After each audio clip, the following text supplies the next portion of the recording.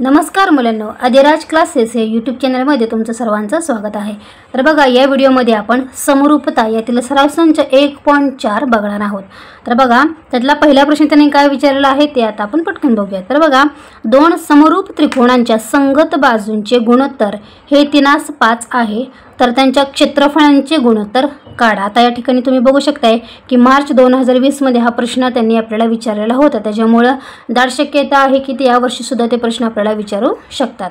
Okay, प्रश्न काय आहे हे तर तुम्हाला समजलं आहे की आता दोन त्रिकोण आहेत, त्यानुसार आता आपण काय करूया की ते दोन त्रिकोणाची जी नावे आहेत ती आपण मनाने घ्यायची आहेत। ठीक आहे, तुम्ही कोणत्याही दोन्ही त्रिकोणाची नावे घेऊ शकता।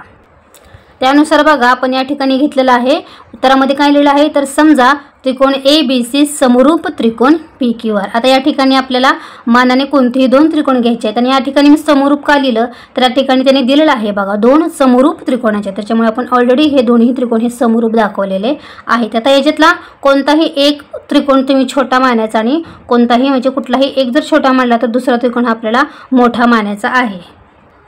सो त्यानुसार आपण आता काय लिहिणार बघा, तर त्रिकोण ABC हा लहान त्रिकोण व त्रिकोण PQR हा मोठा त्रिकोण आहे। आता या दोन्ही त्रिकोणांचं गुणोत्तर बघा त्यांनी दिलेलं आहे, संगत बाजूंचे गुणोत्तर हे किती आहे बघा तर ते 3:5 आहे। आता पहिल्या त्रिकोणाची बाजू काय असणार आहे बघा तर ती AB असणार आहे, छेद दुसऱ्या त्रिकोणाची बाजू ही PQ असणार आहे, त्याच्यामुळे या ठिकाणी लिहूया म्हणून AB छेद PQ।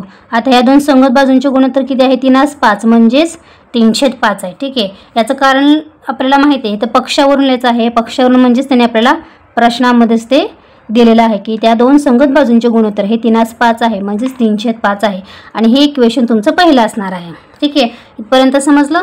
ओके, आता त्यांचं गुणोत्तर आपण लिहिलेलं आहे। आता आपल्याला काय करायचं आहे, आता ह्या दोन्ही बाजूंची आपल्याला समानपट माहीत असणे आवश्यक आहे। त्यांनी काय विचारले बघा, त्यांच्या क्षेत्रफळांचे गुणोत्तर काढा।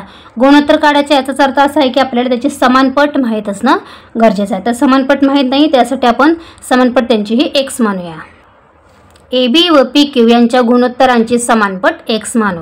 आता त्यानुसार काय होईल बघा, तर AB ची किंमत कशी येणार बघा, AB ची किंमत आहे 3 म्हणजेच AB बरोबर काय येईल समानपट x मानले याचा अर्थ 3 गुणिले x येणार म्हणजेच 3x। AB ची किंमत 3x येईल आणि PQ ची किंमत किती येईल बघा तर 5 गुणिले x म्हणजेच 5x येईल। त्यानुसार बघा आपण या ठिकाणी लिहूया AB बरोबर काय येणार आहे तर 3x येईल। ठीक आहे, व या ठिकाणी लिहूया PQ बरोबर किती येणार बघा तर 5 गुणिले x म्हणजेच 5x। तर अशा पद्धतीने त्यांची आपण x पट मानून AB आणि PQ यांच्या आपण किमती काढलेल्या आहेत। आता आपल्याला समरूप त्रिकोणांच्या क्षेत्रफळांचे प्रमेय माहीत असणं आवश्यक आहे। तर समरूप त्रिकोणांच्या क्षेत्रफळांचे प्रमेय काय असते बघा, आता हे तुम्हाला माहीतच असेल काय आहे ते प्रमेय, तर जर दोन त्रिकोण समरूप असतील तर त्यांच्या क्षेत्रफळांचे गुणोत्तर हे त्यांच्या संगत भुजांच्या वर्गांच्या गुणोत्तरा एवढे असते। म्हणजेच नेक्स्ट स्टेप आपली काय असणार बघा, तर त्या दोन्ही क्षेत्रफळ अगोदर आपल्याला लिहावं लागेल। क्षेत्रफळ आपण कसं लिहितो बघा, तर या ठिकाणी लिहायचं आहे म्हणून A ऑफ त्रिकोण ABC पहिल्या त्रिकोणाचं क्षेत्रफळ छेद दुसऱ्या त्रिकोणाचं क्षेत्रफळ A ऑफ PQR बरोबर त्यांचे क्षेत्रफळ काय असते, दोन त्रिकोणाचे क्षेत्रफळ हे त्यांच्या संगत भुजांच्या काय असते बघा वर्गांच्या गुणोत्तरा एवढे असते। त्यानुसार आता नेक्स्ट स्टेप काय लिहितं या ठिकाणी बरोबर AB वर्ग छेद PQ वर्ग।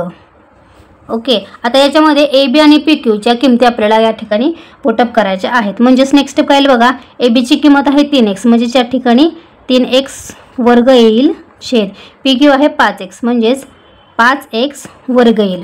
नेक्स्ट स्टेप काय मिळेल बघा आपल्याला 3चा वर्ग 9 x चा वर्ग x वर्ग म्हणजेच 9x वर्ग छेद 5चा वर्ग 25 आणि x चा वर्ग x वर्ग।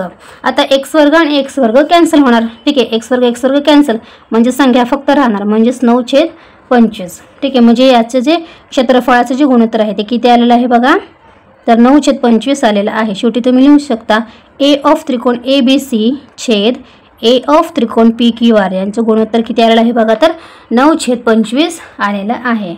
आणि शेवटी तुम्ही उत्तर लिहू शकता, दिलेल्या त्रिकोणांच्या क्षेत्रफळांचे गुणोत्तर हे 9/25 म्हणजेच 9/25 आहे। सो बघा, अशा पद्धतीने आपला हा जो पहिला जो प्रश्न आहे तो आपल्याला सोडवायचा होता। याच्याबद्दल काय डाऊट असेल तर मला खाली कमेंट करून नक्की सांगा। ठीक आहे, आता याच्यातला दुसरा प्रश्न काय आहे ते सुद्धा आपण पटकन बघूयात। आता या ठिकाणी दुसरा प्रश्न बघू शकता तुम्ही। दुसरा प्रश्न अगदी सोपा आहे बघा, त्यांनी काय विचारलं आहे, त्रिकोण ABC समरूप त्रिकोण PQR, हे दोन्ही त्रिकोण कसे आहेत तर समरूप आहेत आणि ABCBQ म्हणजे ह्या दोन्ही त्रिकोणाच्या ह्या बाजू आहेत AB आणि PQ, तर ABCPQ बरोबर 2:3 म्हणजेच त्या बाजूंचे गुणोत्तर दिलेलं आहे 2/3। तर पुढील चौकटी पूर्ण करा। आता या ठिकाणी आपल्याला जे प्रमेय माहित आहे ना, त्या प्रमेय या ठिकाणी त्यांनी दिलेलं आहे, तर फक्त आपल्याला हे रिकाम्या जागा भरायचं आहे। दोन त्रिकोणांचे जे दोन समरूप त्रिकोणांचे जे क्षेत्रफळ ते त्यांच्या भुजांच्या वर्गांचे एवढे असते आहे ना, भुजांच्या वर्गांच्या गुणोत्तर एवढे असते। आता या ठिकाणी ABCची बाजू आहे AB, या ठिकाणी दिले बघा, ह्या दोन्ही त्रिकोणांच्या बाजू AB आणि PQ, या ठिकाणी AB चा वर्ग असेल म्हणजेच या ठिकाणी काय असेल तर PQ चा वर्ग असेल, म्हणजेच AB वर्ग छेद PQ वर्ग, या ठिकाणी येणार आहे PQ वर्ग बरोबर, ब्रॅकेटमध्ये PQ वर्ग आलेला आहे। त्याच्यानंतर गुणोत्तर आहे बघा 2:30 म्हणजेच 2/3। आता याचा वर्ग असणार आहे, AB आहे 2 म्हणजे 2चा वर्ग, PQ आहे 3 म्हणजेच 3चा वर्ग, आता इथं PQ वर्ग आहे म्हणून 3चा वर्ग। आता 2चा वर्ग किती असतो बघा तर तो 4 असतो आणि 3चा वर्ग हा 9 असतो, म्हणजेच बघा 4/9 हे त्याचं उत्तर आहे आणि हा एवढाच प्रश्न त्यांनी आपल्याला विचारलेला होता। नेक्स्ट तिसरा प्रश्न काय आहे बघा, ते सुद्धा आपण आता बघूया। त्रिकोण ABC समरूप त्रिकोण PQR, A ऑफ त्रिकोण ABC बरोबर 80, म्हणजे पहिला ABCचं गुणोत्तर त्यांनी दिलेलं आहे आपल्याला 80 दिलेलं आहे आणि A ऑफ त्रिकोण PQRचं सुद्धा त्यांनी गुणोत्तर दिलेलं आहे ते आहे 125, म्हणजे त्याची किंमत दिलेली आहे ती आहे 125। तर पुढील चौकटी पूर्ण करा। तर आता आपल्याला या खालील चौकटी ज्या आहेत त्या पूर्ण करायच्या आहेत। आता या ठिकाणी त्यांनी आपल्याला दोन गुणोत्तरे दिलेले आहे, कोणती दोन त्रिकोण आहेत ABC आहे आणि PQR। आता या ठिकाणी ABC याचा अर्थ या ठिकाणी त्रिकोण PQR येणार आहे, या ठिकाणी चौकटीत लिहायचं आहे त्रिकोण PQR। ओके, याची किंमत आहे 80/125। तर आपल्याला A/B याचं गुणोत्तर काढायचं आहे, म्हणजे त्यांच्या बाजूंचं गुणोत्तर आपल्याला काढायचं आहे बरोबर। आता सुरुवातीला या ठिकाणी तुम्ही बघू शकता त्यांचं गुणोत्तर आपल्याला दिलेलं आहे 80/125 दिलेलं आहे ना। आता गुणोत्तर जे त्यांचं आहे ते गुणोत्तर म्हणजेच काय असते त्यांचं तर त्यांच्या बाजूंच्या वर्गांचं गुणोत्तर एवढे असते, याचा अर्थ त्यांच्या ज्या बाजू अगोदर आपण लिहू शकता, कारण का याचंच उत्तर काय असतं AB वर्ग छेद PQ वर्ग असणार आहे। मग हे आपण या ठिकाणी असं लिहू शकतो, याचंच आपण असं लिहितो AB वर्ग छेद PQ वर्ग लिहितो है ना, आणि त्याचं सूत्र काय असणार आहे तर ते 80/125 असणार आहे। ठीक आहे, आपल्याला माहिती आहे की याचं गुणोत्तर हे त्यांच्या बाजूंच्या वर्गांच्या गुणोत्तर एवढं असतं, मग त्यासाठी आपण याच्याऐवजी फक्त AB वर्ग PQ, आता हे आपण खाली सॉल्व करूया, AB वर्ग छेद PQ वर्ग। आता याच्यामध्ये बघा अंशस्थानी छेदस्थानी 5चा भाग जाते, म्हणजेच 16×5 आणि 25×5 125 बरोबर। सो म्हणजेच किती याचं उत्तर आलं तर 16/25 आलेलं आहे। पण आता आपल्याला AB छेद PQ काढायचं, आपलं उत्तर तर मिळालेलं आहे AB वर्ग छेद PQ वर्ग। मग आता आपल्याला काय करावं लागेल, AB छेद PQ आणण्यासाठी आपल्याला दोन्ही साईडचं काय करावं लागेल वर्गमूळ घ्यावे लागतील। ओके, वर्गमूळ घेतल्यानंतर AB वर्ग छेद PQ वर्गचं AB छेद PQ होईल। 16चा वर्गमूळ काय आहे बघा तर 4 आहे आणि 25चं वर्गमूळ हे 5 आहे, म्हणजेच AB छेद PQ याचं उत्तर काय आलेलं आहे, म्हणजेच AB PQचं गुणोत्तर काय आलेलं आहे तर 4/5। ओके, सो अशा पद्धतीने आपल्याला हा प्रश्न जो आहे तो सोडवायचा होता। आता चौथा प्रश्न काय आहे ते सुद्धा आपण लगेचच बघूया। आता चौथा प्रश्न बघा, त्रिकोण LMN समरूप त्रिकोण PQR, 9 गुणिले A ऑफ त्रिकोण PQR बरोबर 16 गुणिले A ऑफ त्रिकोण LMN, जर QR बरोबर 20 तर MN काढा। आता या ठिकाणी आपल्याला जी दोन त्यांनी त्रिकोण दिलेले आहेत ती कशी आहेत तर ती समरूप आहेत बरोबर। आता आपल्याला त्यांनी QR दिलेला आहे तर आपल्याला त्यांनी MN ची किंमत आता काढायला लागली। ते दोन त्रिकोण समरूप आहेत ते लिहिल्यानंतर आता आपल्याला काय करावं लागेल, नंतर समरूप त्रिकोणांच्या क्षेत्रफळाचे प्रमेय हे वापरावे लागेल, त्यानुसार आता आपण खालचं एक्झाम्पल हे सोडवणार आहोत। तर बघा हे जे दोन त्रिकोण आहेत ते समरूप आहेत ते त्यांनी आपल्याला प्रश्नातच दिलेलं आहे, म्हणजेच त्रिकोण LMN समरूप त्रिकोण PQR। आता आपल्याला काय करायचं आहे तर समरूप त्रिकोणांच्या क्षेत्रफळाचं प्रमेय लिहायचं आहे। तर ते प्रमेय काय असते तर बघा, जर दोन त्रिकोण समरूप असतील म्हणजेच बघा A ऑफ त्रिकोण LMN छेद A ऑफ त्रिकोण PQR, जर दोन्ही त्रिकोण समरूप असतील तर त्यांच्या क्षेत्रफळांचे गुणोत्तर हे कसं असते, ते त्यांच्या संगत भुजांच्या वर्गांचे गुणोत्तर एवढे असते. आता यांच्या संगत भुजा काय असणार आहे बघा, तर त्याच्यातले LM असणार आहे आणि PQ असणार आहे. याचा अर्थ इथं काय होईल बघा, तर LM वर्ग किंवा आपण MN सुद्धा घेऊ शकतो, कारण त्यांच्या कोणत्याही बाजू कशा असणार आहेत त्या प्रमाणातच असणार आहेत. मग या ठिकाणी आपण काय घेणार आहोत, तर MN वर्ग, कारण या ठिकाणी आपल्याला MN काढायचं आहे ना, त्याच्यामुळे इथं आपण MN घेतलं. जर LM काढायला त्यांनी सांगितलं असतं तर आपण इथं LMच घेतलं असतं, परंतु त्यांनी बाजू दिलेली आहे MN, त्यानुसार आपण आता इथं MN घेणार आहोत. त्याच्यामुळे MN वर्ग छेद इथं काय येईल बघा, MN घेतले मग इथं आपण काय घ्यायचं आहे, QR घ्यायचं आहे, छेद QR वर्ग. बरोबर, अशा पद्धतीने हा आपल्याला काय प्रमेय सांगतो, पुन्हा एकदा प्रमेय सांगते. तर समरूप त्रिकोणाच्या क्षेत्रफळाचा प्रमेय आपल्याला काय सांगतं, जर दोन त्रिकोण समरूप असतील तर त्यांच्या क्षेत्रफळांचे गुणोत्तर हे त्यांच्या संगत भुजांच्या वर्गांचे गुणोत्तर एवढे असते. बरोबर, आता त्यांनी पुढे आपल्याला काय सांगितलेलं आहे बघा, आता हे प्रमेय तर आपण लिहिलेलं आहे. आता त्यांनी काय दिलेलं आहे, तर काय दिलेलं आहे ते अगोदर लिहूया. 9 गुणिले A ऑफ त्रिकोण PQR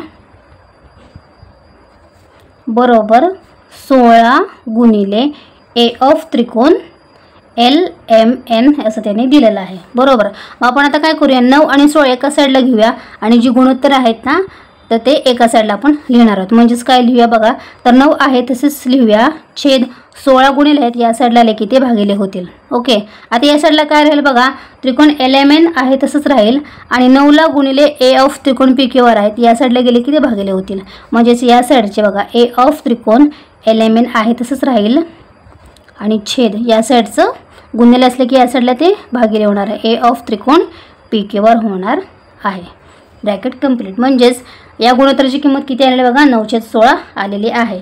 म्हणजेच आपण असं सुद्धा लिहू शकतो बघा, पहिल्यांदा हे गुणोत्तर लिहूया, A ऑफ त्रिकोण LMN छेद A ऑफ त्रिकोण PQR बरोबर काय आहे 9/16. ओके, आता याची जी किंमत आहे ती काय आहे, MN वर्गाची QR वर्ग आहे. मग याच्या ठिकाणी आपण तसं लिहू शकतो. कसं लिहिणार आहे बघा, तर A ऑफ त्रिकोण LMN म्हणजेच MN वर्ग आहे छेद A ऑफ त्रिकोण PQR म्हणजेच QR वर्ग आहे. त्याची जी उजवी बाजू आहे ते पण आहे तशीच लिहूया, 9/16 आपण लिहिलेलं आहे. आता आपण काय करूया, या ठिकाणी दोन्ही बाजूंची वर्गमुळे घेऊयात. या ठिकाणी तुम्ही कारण लिहू शकता, दोन्ही बाजूंची वर्गमुळे घेऊन, दोन्ही बाजूंची वर्गमुळे घेऊन. आता याचं वर्गमूळ काय असणार आहे बघा, MN वर्गाचं तर MN असणार आहे आणि QR वर्गाचं QR असणार आहे. ठीक आहे, आता 9चं वर्गमूळ काय आहे बघा, तर 9चं वर्गमूळ हे 3 आहे आणि 16चं वर्गमूळ हे 4 आहे. म्हणजेच MN छेद QR यांचं गुणोत्तर किती आलेलं बघा, 3/4 म्हणजेच 3/4 आलेलं आहे. आता आपल्याला काय करायचं आहे, तर MN ची किंमत काढायची आहे. त्यांनी आपल्याला QR ची किंमत दिलेली आहे. आता आपण MN ची किंमत या ठिकाणी काढूया. आता ते जे गुणोत्तर आहे त्या अगोदर आपण आहे तसंच लिहून घेऊया. कोणतं गुणोत्तर, MN छेद QR बरोबर काय आहे बघा, तर 3/4 आहे. ठीक आहे, आता MN आहे तसंच ठेवूया. QR त्यांनी आपल्याला किती दिलं आहे बघा, 20 दिलेला आहे. पुढचे 3/4 आपण आहे तसंच ठेवूया. आता आपल्याला काय करायचं आहे, तर MN ची किंमत काढायची. त्याच्यामुळे डाव्या साईडला आपण MN घेऊया. MN बरोबर आता काय करूया, 20 गुणिले 3 करायचं आणि छेदस्थानी आपल्याला 4 ठेवायचं आहे. म्हणजेच 20 गुणिले 3 आणि छेद काय करायचं आहे 4. बरोबर, आता हे सॉल्व केल्यानंतर काय येईल बघा, 4 × 4 = 4 × 25 म्हणजेच इथे किती आले बघा, 5 गुणिले 3 म्हणजेच किती, तर 5×3 = 15. म्हणजेच MN ची किंमत आपल्याला किती मिळालेली आहे बघा, तर 15 मिळालेली आहे. म्हणजेच MN बरोबर 15 आहे. हे त्याचं उत्तर आहे. फक्त त्यांनी आपल्याला MN चीच किंमत विचारलेली होती. सो अशा पद्धतीने आपल्याला MN जो आहे तो मिळालेला आहे. पुढचा 5वा प्रश्न काय आहे ते सुद्धा आपण बघूयात. आता 5वा प्रश्न बघूया त्यांनी आपल्याला काय विचारलं आहे ते. 5वा प्रश्न बघा, 2 समरूप त्रिकोणांची क्षेत्रफळे 225 चौरस सेंटीमीटर व 81 चौरस सेंटीमीटर आहेत. जर लहान त्रिकोणाची एक बाजू ही 12 सेंटीमीटर असेल तर मोठ्या त्रिकोणाची संगत बाजू काढा. आता या ठिकाणी कोणती दोन समरूप त्रिकोण आहेत ते आपल्याला माहीत आहे का? नाही. तर त्या पद्धतीने आपण कोणती दोन समरूप त्रिकोणांची नावे आपल्याला घ्यायची आहेत. ओके. आता त्याच्यातला लहान त्रिकोण कोणता आणि मोठा त्रिकोण कोणता हे सुद्धा आपण मनानच ठरवायचं आहे. त्यांनी दिलेलं नाही त्याचा अर्थ आपणच त्या दोन्ही त्रिकोणांवरून कोणता तरी एक लहान आणि कोणता तरी एक मोठा ठरवायचं आहे. सो त्या पद्धतीने आता आपण एक्झाम्पल सोडवायला घेऊयात. तर बघा, समजा त्रिकोण ABC समरूप त्रिकोण PQR. आपण ABC आणि PQR हे दोन समरूप त्रिकोण घेतलेले आहेत. आता याच्यामध्ये बघा, त्रिकोण ABC हा मोठा त्रिकोण व त्रिकोण PQR हा लहान त्रिकोण आहे असं आपण मानलं आहे. बरोबर. आता त्यांनी दिलेलं आहे बघा की दोन त्रिकोणाचे क्षेत्रफळे सुद्धा दिलेले आहेत. सो त्या पद्धतीने आपण घेऊया. आता मोठ्या त्रिकोणाचे क्षेत्रफळ अगोदर लिहूया. A ऑफ त्रिकोण ABC. ABCला आपण मोठा त्रिकोण मानलेला आहे. मग A ऑफ त्रिकोण, मोठ्या त्रिकोणाचे क्षेत्रफळ आहे 225 चौरस सेंटीमीटर आणि लहान त्रिकोणाचं या ठिकाणी तुम्ही लिहू शकता. व लहान त्रिकोण आहे A ऑफ त्रिकोण PQR. त्याचं काय आहे बघा क्षेत्रफळ किंवा त्याची किंमत किती आहे तर ती आहे 81 चौरस सेंटीमीटर आहे. बरोबर. या अशा पद्धतीने त्याच्या आपण किमती लिहिलेल्या आहेत. ठीक आहे. आणि त्यांनी PQ सुद्धा आपल्याला दिलेलं आहे बघा. लहान त्रिकोणाची म्हणजेच लहान त्रिकोणाची सुद्धा त्यांनी दिलेली आहे. लहान त्रिकोणाची बाजू ही PQ आहे आणि ती आहे बघा 12 सेंटीमीटर त्यांनी दिलेलं आहे. आता या ठिकाणी आपण काय लिहिणार आहोत तर समरूप त्रिकोणाच्या क्षेत्रफळांचं प्रमेय लिहिणार आहोत. बरोबर. म्हणजेच A ऑफ त्रिकोण ABC छेद A ऑफ त्रिकोण PQR बरोबर काय आहे तर त्यांच्या बाजूंचे वर्ग असणार आहेत. म्हणजेच तर AB वर्ग छेद आता PQ दिलेला आहे याचा तर आपण AB वर्ग घेणार आहेत या ठिकाणी. म्हणजेच काय होईल बघा तर AB वर्ग छेद PQ वर्ग होईल. ओके. या ठिकाणी तुम्ही कारण लिहायचं आहे. कारण काय आहे बघा तर हे काय आपण लिहिलं तर समरूप त्रिकोणाच्या क्षेत्रफळाचं प्रमेय आपण इथे लिहिलेलं आहे.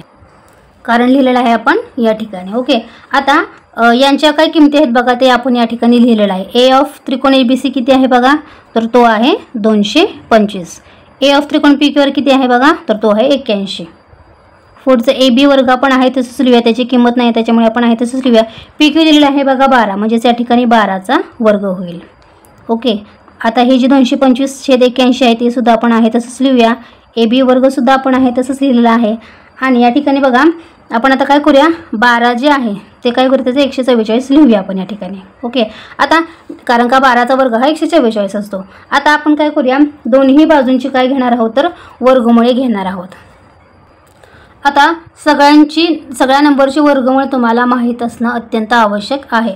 आता या ठिकाणी बघा 225चं वर्गमूळ काय असणार आहे या ठिकाणी 15 असणार आहे. त्याच्यानंतर 81चं वर्गमूळ हे 9 असते.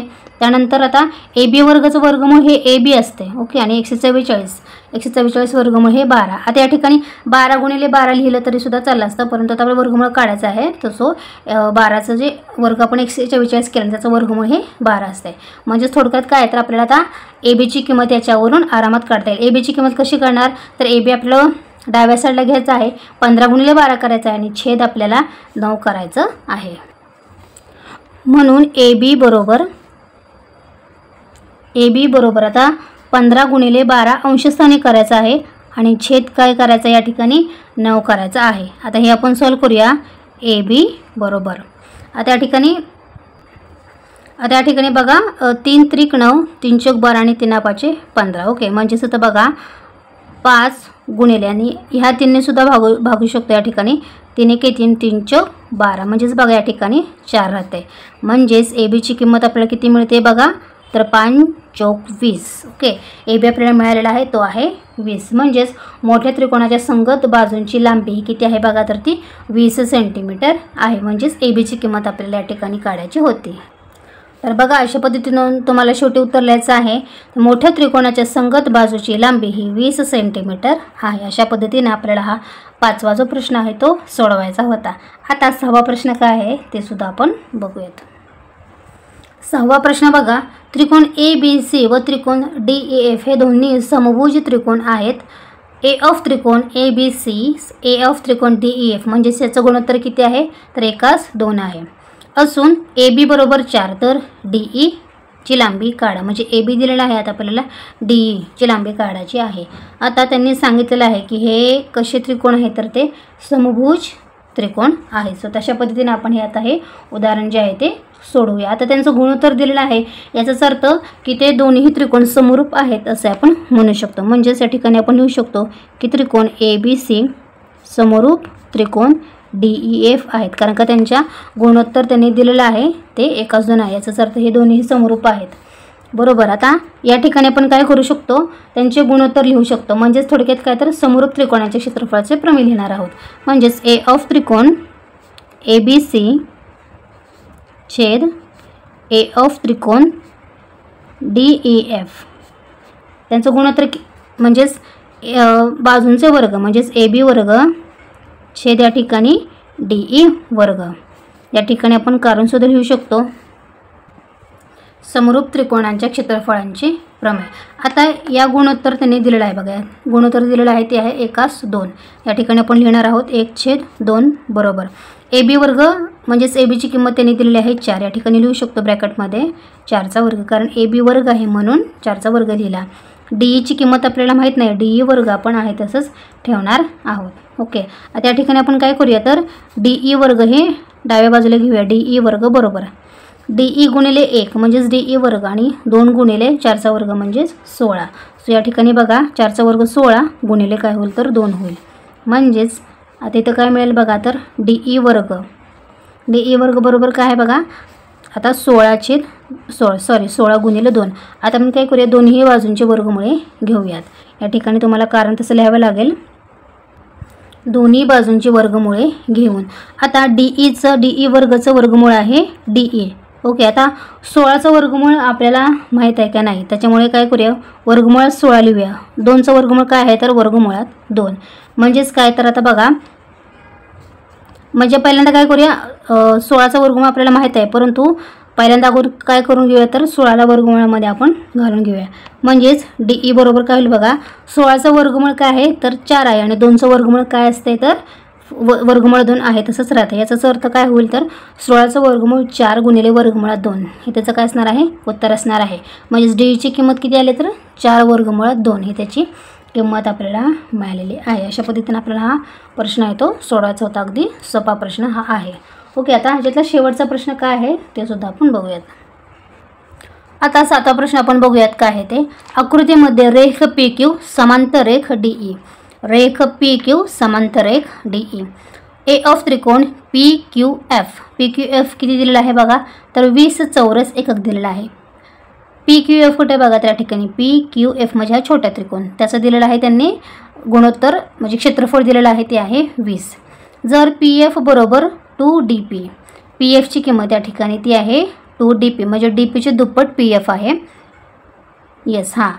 सो तर A ऑफ चौकोन DPQE म्हणजे या ठिकाणी बघा DPQE काढण्यासाठी पुढील कृती पूर्ण करा. थोडक्यात या ठिकाणी रिकाम्या जागा दिलेल्या आहेत त्या फक्त आपल्याला भरायच्या आहेत. बरोबर. आता A ऑफ त्रिकोण PQF म्हणजेच याचं क्षेत्रफळ त्यांनी दिलेलं आहे ते आहे 20. त्यांनी प्रश्नातच आपल्याला दिलेलं आहे.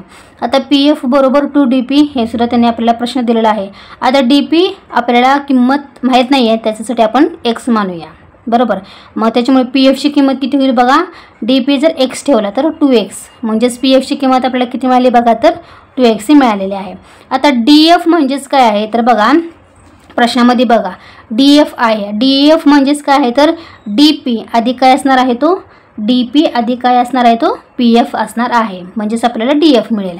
म्हणजेच बघा DF बरोबर DP अधिक या ठिकाणी PF असणार आहे. बरोबर. या ठिकाणी पहिल्या ब्रॅकेटमध्ये आपल्याला PF लिहायचं आहे. ओके. आता DP आपण काय मांडलं आहे x मांडलं आहे, त्याच्यामुळे DP या ठिकाणी आपण DPच्या ठिकाणी x लिहूया. ओके. आता PF जो आहे आता PF जो आहे बघा या ठिकाणी तो किती आहे बघा 2x आहे. सो या ठिकाणी PFच्या ठिकाणी आपण 2x लिहिणार आहोत. म्हणजेच x अधिक 2x किती आला बघा तर 3x आलेला आहे. ओके. हे पहिली स्टेप आपली कंप्लीट झाली. त्याच्यानंतर नेक्स्ट आपण बघूया त्रिकोण FDE व त्रिकोण FPQ मध्ये. आता पहिल्यांदा हे त्रिकोण आकृतीत कुठं आहे ते आता आपण बघूया. त्रिकोण त्रिकोण FDE बघा त्रिकोण FDE म्हणजे हा मोठा त्रिकोण. ओके. व त्रिकोण FPQ म्हणजे हे छोटा त्रिकोण. ओके. मोठा त्रिकोण आहे आणि मग छोटा त्रिकोण आहे. तर या त्रिकोणामध्ये बघा कोन एफ डी ई एकरूप कोन काय असणार आहे बघा, एकरूप कोन हा एफ पी क्यू असणार आहे, कारण ते कसे आहे तर ते परस्परांना एकरूप आहेत. सो याच्यात म्हणजेच काय आहे तर ते संगत कोन सुद्धा आहेत. एकरूप म्हणण्यापेक्षा ते संगत कोन आहेत. म्हणजेच एफ डी एकरूप कोन काय असणार आहे, एफ पी क्यू असणार आहे. एफ पी क्यू कारण ते काय आहे तर ते संगत कोन आहेत. ओके, संगत कोन कारण का ह्या त्रिकोणात सुद्धा हा कोन आहे आणि छोट्या त्रिकोणात सुद्धा एफ हा कॉमन या ठिकाणी आपल्याला बिंदू दिसतोय, कोण दिसतोय, याचा अर्थ या ठिकाणी हा संगत कोन आपल्याला मिळतोय. ठीक आहे. सो या ठिकाणी बघा ब्रॅकेटमध्ये एफ पी क्यू येणार आहे कारण ते आहे संगत कोन. त्यानंतर कोन एफ ई डी एकरूप कोन कोणता असेल बघा, पहिल्यांदा बघा एफ ई डी म्हणजे इथून सुरुवात करायचं आहे. एफ ई डी एकरूप कोन कोण असणार आहे बघा, एफ ई डीला एकरूप कोन असेल तर एफ पी क्यू असणार आहे. पुन्हा एकदा सांगते, एफ ई डी एकरूप कोन कोण असणार आहे, एफ क्यू पी असणार आहे. ठीक आहे. सो त्या पद्धतीने या ठिकाणी येईल बघा कोन एफ ई डी एकरूप कोन एफ क्यू पी. ते ज्या पद्धतीनं कोन येतात, जो नंबर येतो त्याच पद्धतीनं आपल्याला तो मार्गसुद्धा ठेवायचा आहे. आता या ठिकाणी सुद्धा तुम्ही बघू शकता एफ आणि एफ इथं सुद्धा दोन्ही ठिकाणी एफ आहे, म्हणजेच एफ हा काय आहे दोन्हीकडे कॉमन कोन आहे. याचाच अर्थ हे दोन्ही परस्परांचे एकरूप आहेत. कशावरून, कारण का ते संगत कोन आहेत म्हणून. ओके, आता हे या ठिकाणी सुद्धा संगत कोन आणि या ठिकाणी सुद्धा संगत कोन आहेत. याचाच अर्थ हे दोन्ही कोन कशानुसार ते समरूप आहेत, म्हणजेच त्रिकोण एफ डी ई समरूप त्रिकोण एफ पी क्यू कशावरून आहेत, कारण समरूपतेच्या कोको कसोटीनुसार. कारण की या ठिकाणी सुद्धा कोन आहे आणि या ठिकाणी सुद्धा कोन आहेत, म्हणजेच कोन म्हणजेच समरूपतेचे कोको कसोटीनुसार हे दोन्ही त्रिकोण कसे आलेले आहेत तर ते समरूप आलेले आहेत. म्हणून त्रिकोण एफ डी ई छेद ए एफ त्रिकोण एफ पी क्यू. आता यांच्या संगत बाजू आपल्याला लिहायच्या आहेत. आता याची संगत बाजू कुठली आली बघा, या ठिकाणी आपण लिहिणार आहोत डी ई लिहिणार आहोत आणि याची आहे पी क्यू. म्हणजे इथं काय येईल बघा, डी ईचा वर्ग येईल आणि या ठिकाणी पी क्यूचा वर्ग येईल. ठीक आहे. या ठिकाणी कोणतं प्रमेय आपल्याला दिसते बघा, या ठिकाणी आपलं समरूप त्रिकोण क्षेत्रफळांचे प्रमेय या ठिकाणी तयार झालेलं आहे. आता डी ईची किंमत किती आहे बघा, इथं आपल्याला दिसते बघा.